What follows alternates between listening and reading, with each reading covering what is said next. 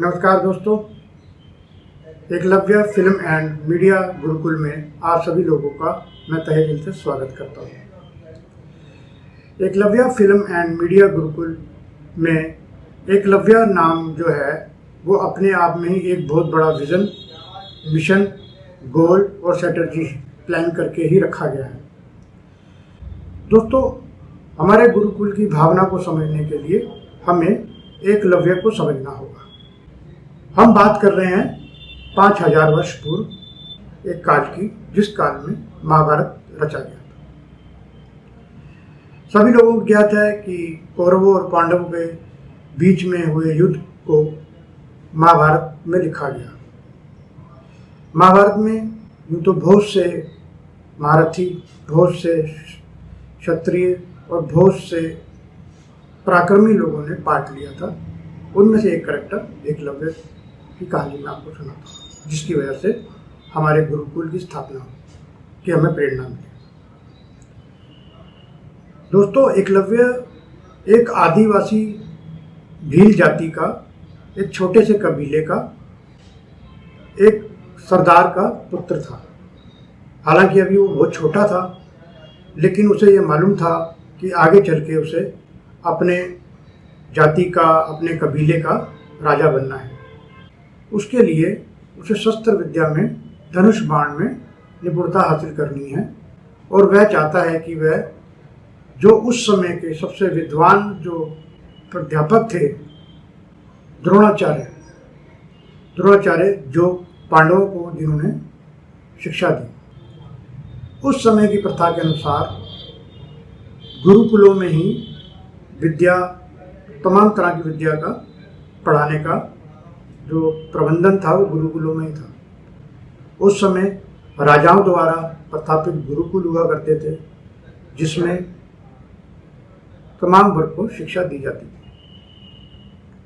एकलव्य अपने गुरु के पास पहुंचता है, चरणों को प्रणाम करता है और अपनी हार्दिक इच्छा बताता है कि वह एक भील जाति का राजकुमार है, आदिवासी जाति का राजकुमार है, और वो इस विद्या को ग्रहण करने के लिए आपके पास आया है और आपसे निवेदन करता है कि आप उसे अपना शिष्य बनाएं और उसे विद्या प्रदान करें।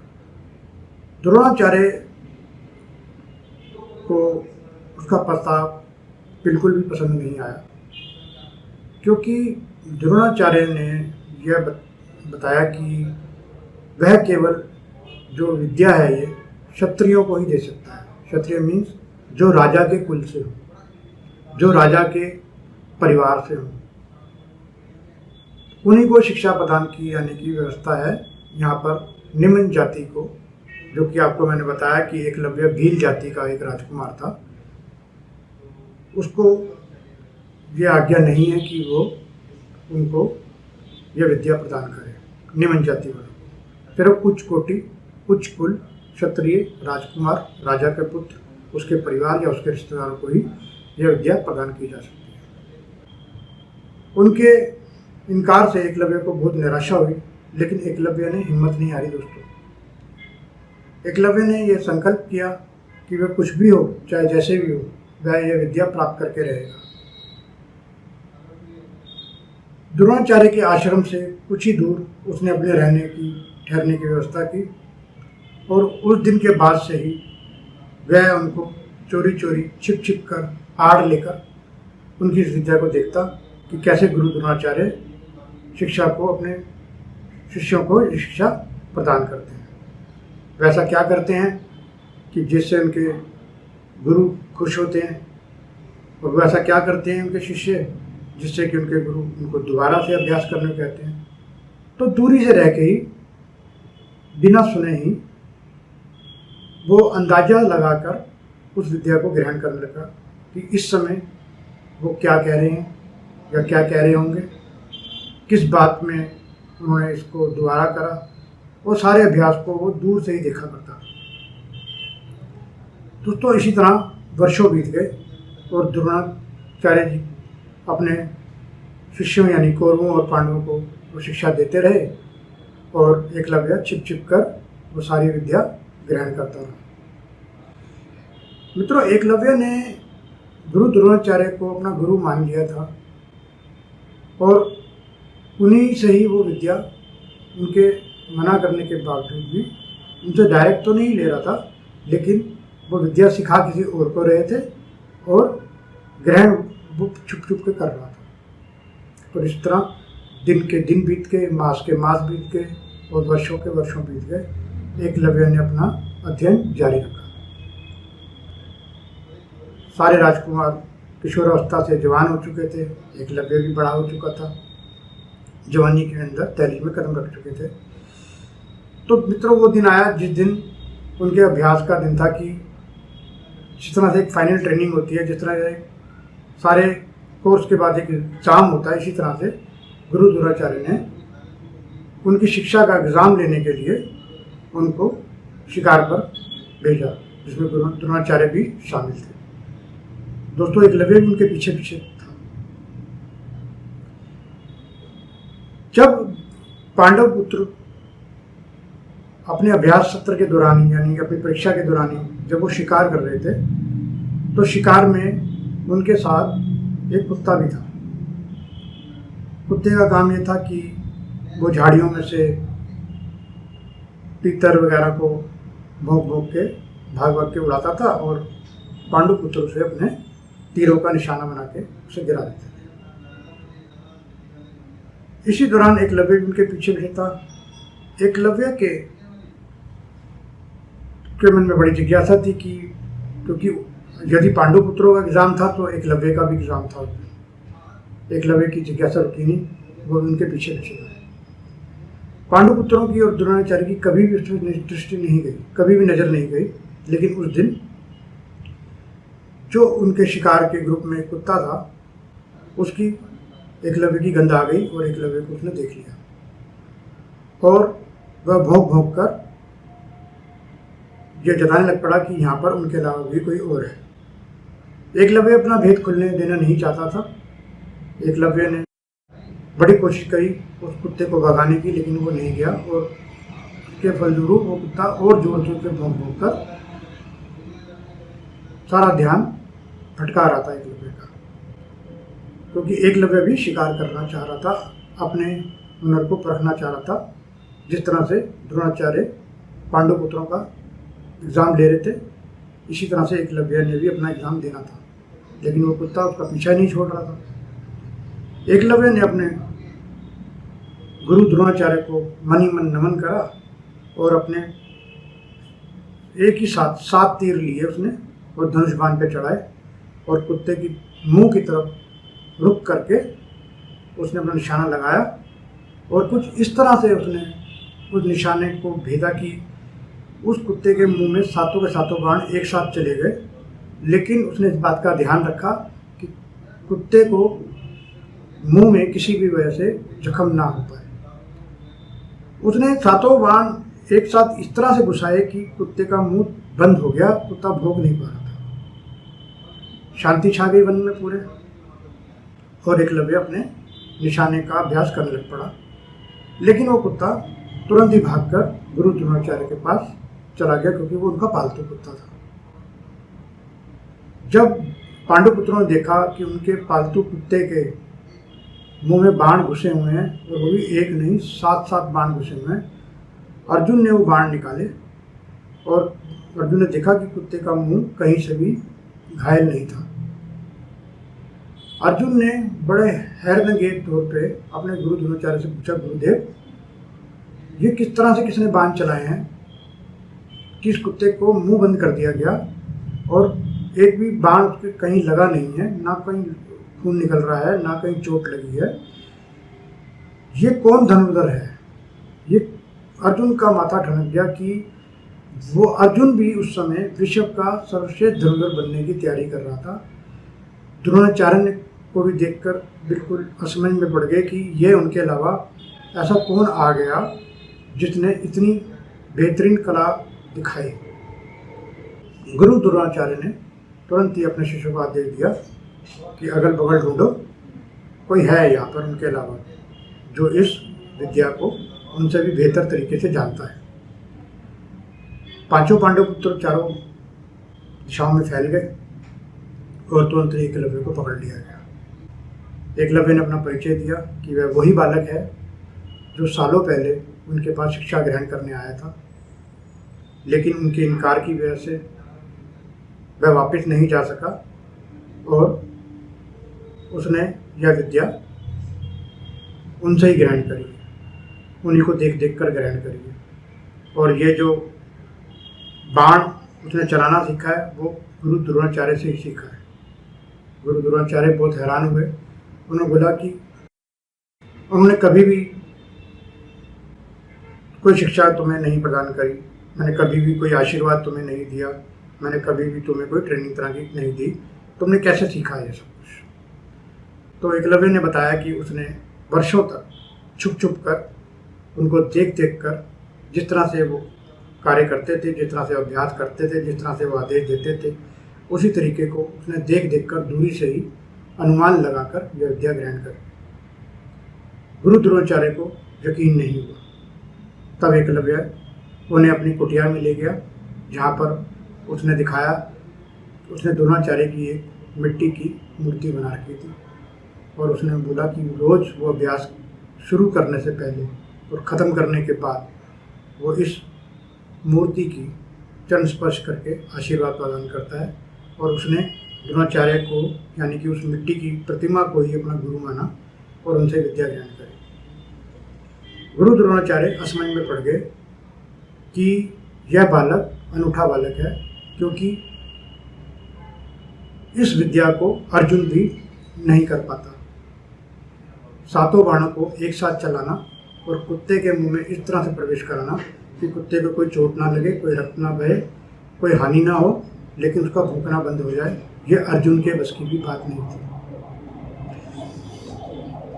गुरु द्रोणाचार्य जो कि वर्षों से अभ्यास कर रहे थे अर्जुन को पूरे संसार का नंबर 1 धनुर्धर बनाने के लिए, उनको अपनी सारी तपस्या धूल में जाती हुई नजर आई, क्योंकि एकलव्य जो उन्हीं को देख देख कर वो विद्या सीख गया था और इतनी जबरदस्त सीख गया था कि वो अर्जुन से भी 4 हाथ आगे था। द्रोणाचार्य जी को तुरंत यह आभास हो गया कि एकलव्य के रहते अर्जुन इस संसार का सर्वश्रेष्ठ धनुर्धर नहीं बन सकता, क्योंकि अर्जुन राजकुमार था, उसे आगे जाके अपने राज्य की बागडोर संभालनी थी, तो उसका संसार में सबसे बेहतर प्रदर्शन करना बहुत जरूरी था। लेकिन एकलव्य के होते यह पॉसिबल नहीं था और गुरु द्रोणाचार्य सामने ही प्रमाण दिख चुके थे, जो सातों बाण ने कुत्ते के मुंह में डाले थे। गुरु द्रोणाचार्य ने बोला कि आपने, एकलव्य से बोला कि आपने मेरी विद्या तो ग्रहण कर ली, लेकिन चोरी छिपे ही सही आपने मेरी विद्या ग्रहण करी है, लेकिन उसके बदले में आपको मुझे दक्षिणा देनी होगी। एकलव्य तुरंत ही आत्मविभोर उठा, क्योंकि आज उसके गुरु का सानिध्य उसे मिलने जा रहा था, क्योंकि गुरु ने आज उसे वर्षों बाद सही लेकिन अपना शिष्य कबूला और गुरु दक्षिणा मांगी। द्रोणाचार्य ने ये सब चीज़ एक जानबूझकर एक चाल चलने के लिए बोली थी, लेकिन एकलव्य ने उसे अपने दिल पर ले लिया और उसने वो उनके हाथ जोड़ के उनके चरणों में बैठ गया कि गुरुदेव आज्ञा दीजिए, क्या दक्षिणा चाहिए आपको। तब गुरु द्रोणाचार्य ने सीधे हाथ का अंगूठा, जिससे एकलव्य निशाना लगाने में माहिर था, उन्होंने वही अंगूठा उसे मांग लिया कि उसे वो अंगूठा चाहिए। एकलव्य जो कि उनके कर्ज के ऋणी हो गया था, उनकी विद्या को पाने के पीछे एक कर्ज के नीचे आ गया था कि अब उसे दक्षिणा वो देनी ही पड़ी। एकलव्य ने तुरंत ही वो अंगूठा काट कर द्रोणाचार्य को दे दिया। द्रोणाचार्य उस अंगूठे को लेकर उसके ऊपर आशीर्वाद रख के वहाँ से चले गए, पांडुपुत्रों के साथ चले गए वहाँ से, यह सोच के कि अर्जुन का जो भी टक्कर में जो भी था उसको उन्होंने समाप्त कर दिया। दोस्तों, लेकिन एकलव्य ने यहाँ से भी हार नहीं मानी। उसने अपनी पहली उंगली और तर्जनी यानी कि तीसरी उंगली हथेली की, उससे उसने फिर दोबारा से प्रैक्टिस शुरू कर दी। और हम महाभारत काल में जब हम का रोल पढ़ते हैं जब वो महाभारत की एंड की लड़ाई में एकलव्य आता है, तो कौरवों के खेमे में था एकलव्य, और उसने पांडवों को ऐसी चटनी चटाई लड़ाई में। अगर आप कभी महाभारत पढ़ें तो एकलव्य के शौर्य की गाथा पढ़ सकते हैं।